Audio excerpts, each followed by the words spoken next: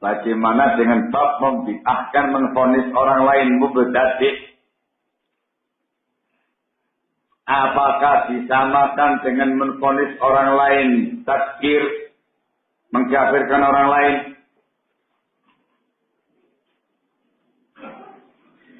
Jawabannya qanabitina azakumullah, dari apa yang disampaikan oleh para ulama yang saya bacakan pernyataan-pernyataan di atas, mereka membawakan poin-poin tadi, menggandengkan bab takfir, bab tabdi', bab tafsir, bab tankir, memunafikan orang lain dalam satu paket. Itu menunjukkan bahwasanya kaidahnya pun juga sama. Ketika ditanyakan tentang tabdi', membid'ahkan orang lain, menuduh orang lain mubtadi', itu juga harus dengan kaidah yang jelas.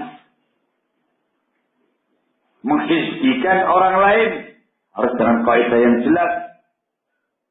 Kaidah yang pertama, Pak Ikhwan, dipastikan dulu perbuatannya. Apakah tindakan itu dalam Islam dihukumi bid'ah, dihukumi hizbiyah, ataukah tidak?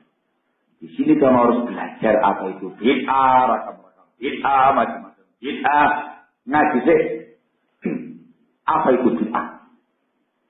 Harus belajar apa itu hizbiyah, kapan dikatakan perbuatan hizbiyah, ucapan hizbiyah. Ngaji sih. Ini dulu yang harus dipelajari baik-baik. Kalau sudah dinyatakan sebagai perbuatan bid'ah atau ucapan bid'ah atau perbuatan hizbiyah, dikatakan bedakan antara perbuatan dan pelaku. Tidak semua orang yang melaksanakan tindakan bid'ah langsung divonis mubtadi'. Kalau kamu menggunakan bahasa umum tabdi'ul mutlak, boleh. Barang siapa yang berbuat demikian maka dia mubtadi'. Barang siapa yang mengucapkan demikian maka dia mubtadi'. Barang siapa yang berbuat demikian maka dia hizbi. Barang siapa yang mengatakan demikian maka dia hizbi. Bisa. Atau kamu gunakan dengan tabdi'ul khas, menyebabkan sekte-sekte mubtadi'ah. Kamu katakan ikhwaniyah mubtadi'ah, jamaah tabligh ahli bid'ah, sururiyah jamaah ahli bid'ah. Itu tidak ada masalah. Sekte-sekte yang memang dimasukkan oleh para ulama tergolong al-firaqud dhalah, sekte yang sesat. Tapi kalau salah vonis, ya, harus terpenuhi persyaratan tadi dan hilang faktor-faktor penghalangnya.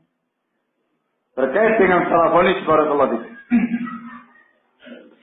Rata-rata para ulama kita menyamakan dengan bab takfir. Tidak boleh menghukumi orang lain mubtadi' dengan vonis, melainkan bila terpenuhi faktor, terpenuhi syarat-syarat tadi dan hilang faktor-faktor penghalangnya. Begitu pula dalam bab tahzib, tanzih, tafsir, semuanya sama. Khusus untuk pembahasan tabdi', membid'ahkan orang lain. Syekh Al-Allamah Rabi' bin Hadi Al-Madkhali hafizahullah ta'ala wa ra'ah, di dalam majmu'ah kutub wa rasail wa fatawa beliau di juz yang ke-14, beliau memberikan klasifikasi terkait dengan bab tabdi'. Tergantung bid'ahnya apa. Tergantung bid'ahnya apa.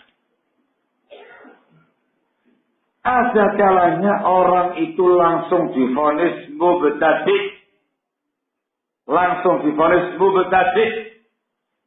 Kalau bid'ahnya itu sangat jelas, sangat gamblang, diketahui oleh semua pihak, dan sangat parah kebid'ahan-kebid'ahannya. Seperti bid'atul Jahmiyah, bid'atul Rafidhah, bid'atul Batiniyah, Qaramithah, dan yang sekitarnya. Yang semacam ini langsung dikatakan mubtadi'un dhalal. Ada kalanya yang di bawahnya itu.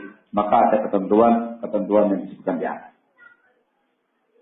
Barakallahu. Ini qanafinazakumullah hal yang harus dipahami oleh kita semua. Sehingga kalian sebagai ahli sunnah wal jamaah jangan jadi jamaah tabligh. Nah, yang bermudah-mudah membid'ahkan orang lain, menvonis orang lain mubtadi', menvonis orang lain hizbi. Barakallahu. Jangan bermudah-mudah. Kalaupun seandainya terpenuhi semua ketentuan-ketentuannya, sekali lagi yang berhak untuk memastikan dan menghukumi orang itu mubtadi' atau hizbi itu para ulama kita. Al-ulama rabbaniyun, bukan sembarang orang yang berbicara. Syekh Abu Ibrahim Muhammad bin Abdul Wahhab Al-Usadi hafizahullah pada kitab beliau Nasaihul A'immah Innal Fitanil Mudla'immah membawakan muhadarah dalam perkara semacam ini, belum tegaskan berulang-ulang bahwasanya yang berhak untuk memutuskan orang itu mubtadi' atau hizbi itu para ulama, bukan sembarang orang. Beliau mengatakan di tengah-tengah kita ada nafasun gharib, ada nafasun gharib, ada nafas yang aneh, ada yang aneh. Bermudah-mudah orang seakan-akan berlomba-lomba untuk membid'ahkan orang lain. Si fulan hizbi, fulan mubtadi' dan segala macamnya, semua bicara. Barakallahu. Tidak semudah yang dibayangkan. Menvonis orang lain dengan hukum bid'ah, dengan hukum hizbiyah, itu perkara besar. Sebagaimana menvonis orang lain dengan hukum kafir, secara vonis itu perkara besar. Sekali lagi, ahlu sunnah bukan jamaah tabligh.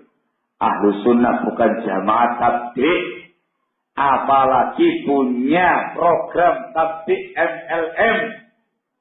Ada pada ahlu sunnah yang semacam ini, barakallahu fiik. Ahlu sunnah adalah orang yang paling insaf, yang paling adil dalam mensikapi seseorang. Tidak hulu dalam bab tabligh, juga tidak hulu atau jangan bermudah-mudah dalam urusan bid'ah. Pas pada porsinya. Barakallahu fikum, cinta di Tuhan. Dalam bab ini terlalu banyak orang yang nyimpang. Yang satu, masya Allah luar biasa, bermudah-mudah dalam bab tabligh dan tabligh, dikit-dikit mubtadi', dikit-dikit hizbi, dikit-dikit mubtadi', dikit-dikit hizbi. Khatir. Seperti yang terjadi pada Hajjajiyah. Ada lagi yang lainnya lagi. Anti tabligh. Anti tabligh. Bayangkan. Kalau sudah mendengar kata-kata tabligh, wah, langsung panasan. Mendengar yang namanya bahasa tabligh, langsung panasan. Barakallahu fikum. Seperti yang terjadi pada Sururi. Luar biasa pada mereka. Tidak kenal yang namanya bahasa semacam ini. Barakallahu fikum. Ahlu sunnah tengah-tengah ya ikhwan. Dengan kaidah yang dijelaskan tadi, ahlu sunnah wal jamaah berjalan di atas al-haq dengan bimbingan Al-Quran, dengan bimbingan sunnah Rasul alaihi salatu wassalam. Karena